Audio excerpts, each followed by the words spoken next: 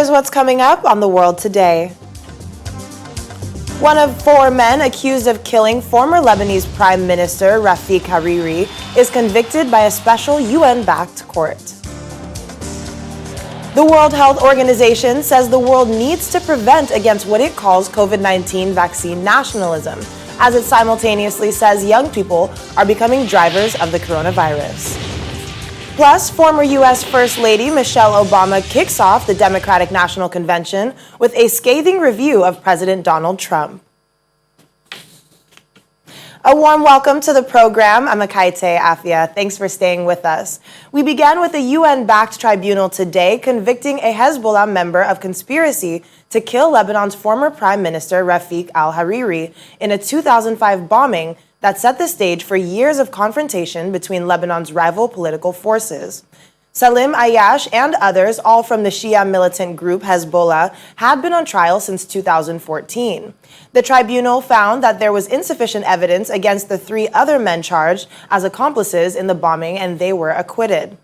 The killing of Rafik Hariri, one of Lebanon's most prominent Sunni Muslim politicians, caused outrage across the country. The verdict comes at a time of deep political crisis in Lebanon. The trial chamber, therefore, finds Salim Jamil Ayyash guilty as a co-perpetrator of Count 1, conspiracy aimed at committing a terrorist act; Count 2, committing a terrorist act by means of an explosive device; Count 3, intentional homicide of Rafik Hariri with premeditation by using explosive materials; Count 4, intentional homicide of 21 persons in addition to the intentional homicide of Rafik Hariri with premeditation by using explosive materials; and Count 5, attempted intentional homicide of 226 persons in addition to the intentional homicide of Rafik Hariri with premeditation by using explosive materials. The trial chamber finds Hassan Habib Merhai, Hussein Hassan Onisi, and Assad Hassan Sabra not guilty of all counts charged in the amended consolidated indictment. Mr. Hariri's son was at the tribunal today listening in on the proceedings. He later said he accepted the verdict, but that he had expected more information to emerge from the trial. The trial comes at a particularly precarious time for Lebanon. It was delayed by the devastating blast at Beirut port 2 weeks ago, which led to the resignation of the government, already embattled by months of protest over the collapsing currency and high unemployment. We had like many presidents and many former prime ministers were killed either in office or outside office, and we never had any truth of what happened. I think today's, everybody's expectation was much higher than what came out, but I believe that the tribunal came out with a result that is satisfying. We accept it, and we believe that there are still a lot of issues unknown, that if they are known and they are discovered, will only strengthen what this international tribunal judgment that came out today. Gunfire has been heard at an army base near the Malian capital, Bamako, amid an ongoing political crisis. Soldiers fired their guns into the air in the town of Kati that we understand was an act of rebellion, with many soldiers unhappy with the country's political situation and calling for change. ECOWAS, the regional body, says Malian soldiers had launched a mutiny and urged them to immediately return to their barracks.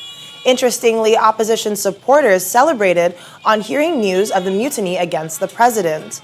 Unconfirmed rumors said that the mutineers had arrested President Kita, prompting hundreds of anti-government protesters to pour into the central square to celebrate and to call for his resignation. A government official has confirmed the gunshots, but says he has no further information at this time.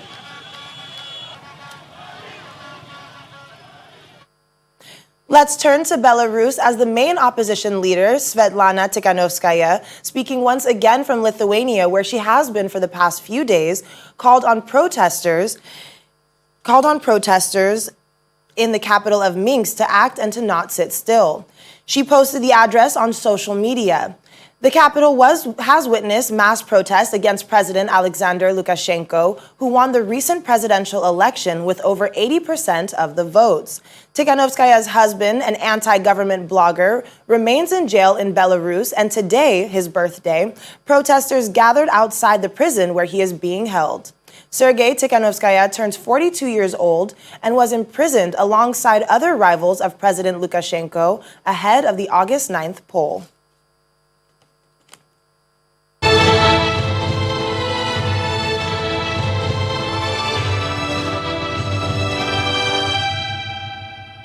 The World Health Organization has pointed out that the coronavirus pandemic is being exacerbated by countries putting their own interests ahead of others in trying to secure supplies of possible COVID-19 vaccine. Director General of the global agency, Dr. Tedros Ghebreyesus, warned against vaccine nationalism. Here's the global update. The World Health Organization also says it is concerned that the novel coronavirus spread is being driven by people, young people, that is, people in their 20s, 30s and 40s, many of whom are unaware they have been infected, posing a danger to vulnerable groups. This increases the risk of spillovers to the most vulnerable, the elderly, the sick, people in long-term care, people who live in densely populated urban areas and underserved rural areas. We must redouble efforts to stop the virus from moving into vulnerable communities. Here's a look at the situation in other parts of the world. In Germany, Chancellor Angela Merkel has called on Germans to stick to the coronavirus rules, such as wearing masks to ensure public life can be as open as possible. She warned, however, that a recent rise in coronavirus cases had been caused by greater mobility and more personal contact, and that she did not think now was the time to ease restrictions any further. Protect people from the threat of coronavirus. The UK's Health Secretary Matt Hancock says England will scrap the government agency responsible for responding to public health emergencies after the country has suffered the highest death rate in England from the coronavirus pandemic. Public Health England, a cornerstone of the state-run health system with responsibility for managing infectious disease outbreaks, will have many of its functions with the government's contact tracing service into a new body to be known as the National Institute for Health Protection. South Korea has tightened its social distancing rules, having reported a 3-digit increase in novel coronavirus cases for a 5th day, and authorities scramble to trace hundreds of members of a church congregation. 2 days after imposing stricter social distancing in Seoul, the capital, the government expanded the curbs to include the port city of Incheon and banned all in-person church services and indoor gatherings of 50 people or more, and outdoor ones of 100 or more.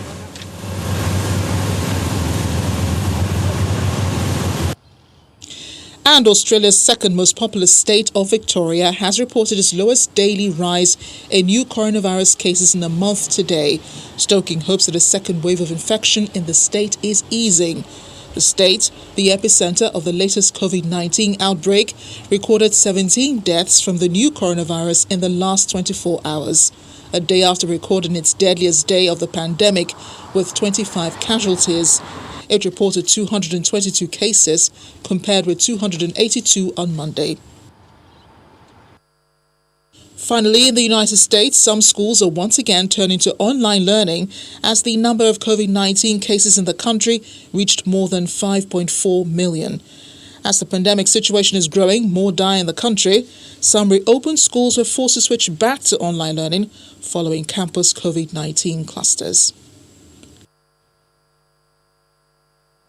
British students are still coming to terms with the fallout of the government's handling of school exams during the COVID-19 pandemic, despite a U-turn over a much criticized grading system. The now-ditched mathematical model, which was designed in place of traditional exams that were canceled due to the pandemic, lowered results for almost 40% of students compared to those predicted by their teachers. University places depend on the results, but many students found their grades had been downgraded, meaning they had failed to meet their provisional offers. For many 18-year-olds, the government's decision to instead award the grades predicted by their teachers has come too late. I would like to say thank you to Gavin for finally sorting it out, and thank you to sorting it out in a day essentially and not taking weeks. But it should have been sorted out before. We knew that a pandemic was happening, and this year was different. We knew that from the start. We shouldn't have to be sorting this out so close to next year and so close to September. It's been very stressful for me personally. I very value my academics a lot, and I thought that I would want to go to King's. I was so set on going to my firm choice. It was really difficult for me to come to terms with the fact that I would have to go to Goldsmiths. Obviously, I'm very happy that I was at least given a choice for university. A lot of people didn't even get into their insurance choices. So I am thankful in that sense, but at the same time, I still feel that what I got for my results wasn't justified. My day will consume a Well, going back to the verdict that was made today in Lebanon, let's talk to the VOA's Anchal Vorha concerning what has happened today. Anchal, thanks so much for joining us on the program. Well, thanks very much for having me. So, first of all, the last time we spoke to you, you were still recovering from wounds from the blast in Beirut. So tell us, how are you feeling now? Well, thanks very much for asking me that. That's very kind of you. I'm better now, but still healing. The injury is a bit blunt, but it's really not about me. A lot of other people are healing as well. I was just out on the street and rushed back for this live, and I met an old lady, 62-year-old woman, and she said that she had several stitches, but that is not what is hurting her. She said her spirit has died and that she really wants to leave this country because she cannot imagine. She lives in a country where politicians were aware that such a high amount of explosives were stored at a port which is so near residential area. So these are the sort of comments that one is hearing when one gets on the street and talks to people. And now to today's verdict, we heard Hariri's son says he has expected more from the trial. Is that also the mood in Lebanon today? Well, certainly, yes, that is the mood. But, one would have expected a few more protest people to come out on the street, at least in Sunni-dominated areas, because Saad Hariri was a national leader, but he was a leader of the Sunni community as well. And we have not seen that. Now, we don't know whether that is because people are afraid that they may be tear gassed again by the security officials, or is it that people basically don't care anymore because the justice has come a bit too late after 15 years, or is it that they actually are equally upset with Saad Hariri? But we didn't see sort of, an anger or anguish expressed on the streets. It was very hard to find people who would talk about the verdict, and they don't think that it was, they don't think justice has been done in the sense that while the International Tribunal said that while the International Tribunal convicted one man who was a member of Hezbollah, which is an Iran-backed militia and political party, it acquitted the other three, and it said that it did not have evidence to actually link the group with the killing of Saad Hariri. So people are saying, this has not satisfied them. Well, thanks so much again, Anchal, for joining us today, and we're glad to see that you're doing better. Thank you. Still to come on The World Today. When the Dolphins came to play. Stay with us.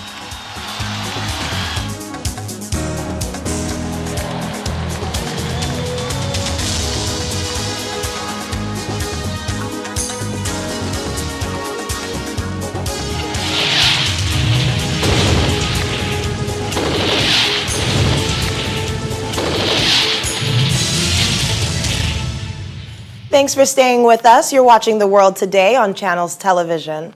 An increasingly common mutation of the novel coronavirus found in Europe, North America, and parts of Asia may be more infectious but appears less deadly, according to a prominent infectious disease doctor. Paul Tambaya, senior consultant at the National University of Singapore and president-elect of the International Society of Infectious Diseases, said evidence suggests the proliferation of the D614G mutation in some parts of the world has coincided with a drop in death rates, suggesting it is less lethal. Scientists discovered the mutation as early as February, and it has circulated in Europe and the Americas. The World Health Organization confirmed. The WHO has also said there is no evidence the mutation has led to more severe disease. And the cold spread rapidly. You know, you go in an office, somebody's sniffling.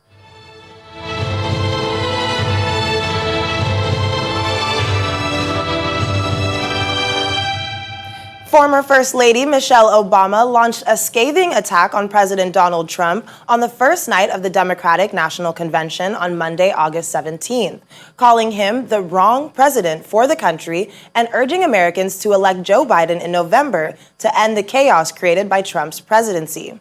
While acknowledging she did not care much for politics and wearing a necklace with the letters VOTE, Obama said Biden's steady and empathetic approach to problems was the answer and urged voters to stand in line or do whatever it takes to ensure they can beat Trump. Obama, whose husband Barack Obama was president when Biden was vice president from 2009 to 2017, capped a long parade of speakers, including some of Trump's fellow Republicans, who made the case for Biden at the start of his 4-day nominating convention. Donald Trump is the wrong president for our country. He has had more than enough time to prove that he can do the job, but he is clearly in over his head. He cannot meet this moment. He simply cannot be who we need him to be for us. It is what it is. Now, I understand that my message won't be heard by some people. We live in a nation that is deeply divided, and I am a Black woman speaking at the Democratic Convention. But enough of you know me by now. You know that I tell you exactly what I'm feeling. You know I hate politics. But you also know that I care about this nation. You know how much I care about all of our children. So if you take one thing from my words tonight, it is this. If you think things cannot possibly get worse, trust me, they can and they will if we don't make a change in this election. U.S. President Donald Trump on Tuesday, August 18th, said that the idea of universal mail-in ballots, which would be mailed to every voter in the country ahead of the November 3rd presidential election, risked the possibility of an undecided outcome and the unwanted prospect of having to do it again. Trump has repeatedly and without evidence claimed that mail balloting is vulnerable to fraud. Democrats and other critics have accused Trump of trying to hobble the U.S. Postal Service to suppress mail-in ballot voting as he trails Democratic presidential challenger Joe Biden in opinion polls ahead of the election. A group of state attorney generals will announce legal action against Trump's administration on Tuesday to stop U.S. Post Office changes, according to Washington State Attorney General. It's disgraceful. We have to have honest voting. That's what this is all about here. It's honest voting. You can't take millions of ballots, send them haphazardly all over the country or all over a state, and expect to come out properly. And if you look at the last 10 elections where they did this universal, and by the way, absentee is great. It's been working for a long time, like in Florida. Absentee, you request, and it comes in, and then you send it back. Absentee is great. But universal is going to be a disaster, the likes of which our country has never seen. It'll end up being a rigged election, or they will never come out with an outcome. They'll have to do it again. And nobody wants that, and I don't want that. Well, let's talk a little bit more about this with our Washington, D.C. correspondent, Maria Bird. Maria, welcome to the program. Thank you for having me. Of course. So, I mean, what a night it was for the Democrats. Granted, it was very different, I'm sure, from how they envisioned it. Do you think that they had a good night on Monday? The Democrats had a good night based off of where we are as a country. Many people are concerned about it becoming more of an infomercial, more so than really giving the details as to what they're voting for and what the Democrats' ultimate goal is, which is to win the presidential nomination and to win the election come November.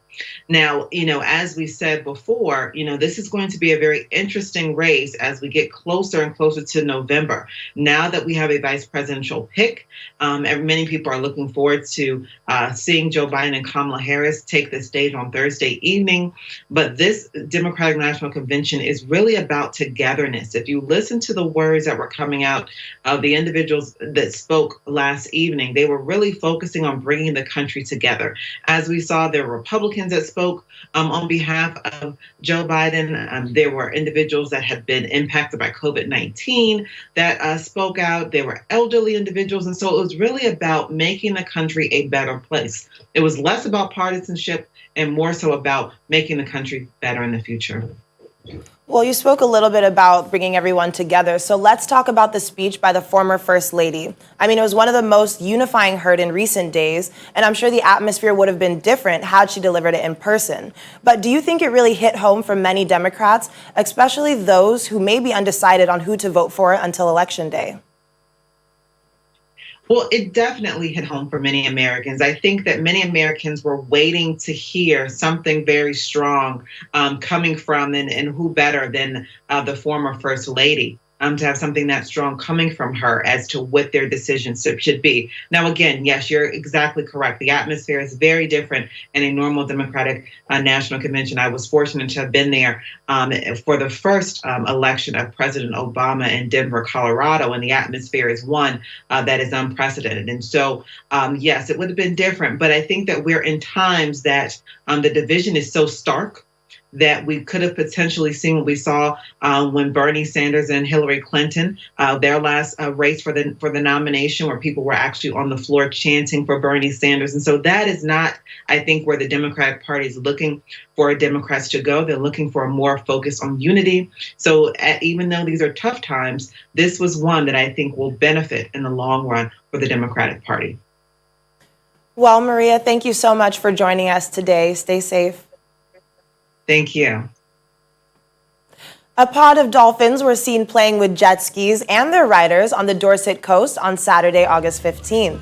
The video, shot by lifeboat crewmen who was attending the scene, shows the dolphins playfully jumping out of the water in front of the jet skis.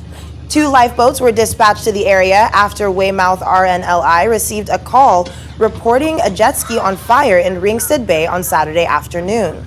After arriving on the scene and putting out the fire, in which no one was injured, both the lifeboat crews and the jet ski riders were greeted with the sight of a pod of playing dolphins jumping out of the water. An RNLI statement said that the area was popular with dolphins and that they had followed the lifeboat out to the scene of the fire. No one was injured, nor were any dolphins harmed by the fire, and the damaged craft was towed by lifeboat crews back to the land that evening.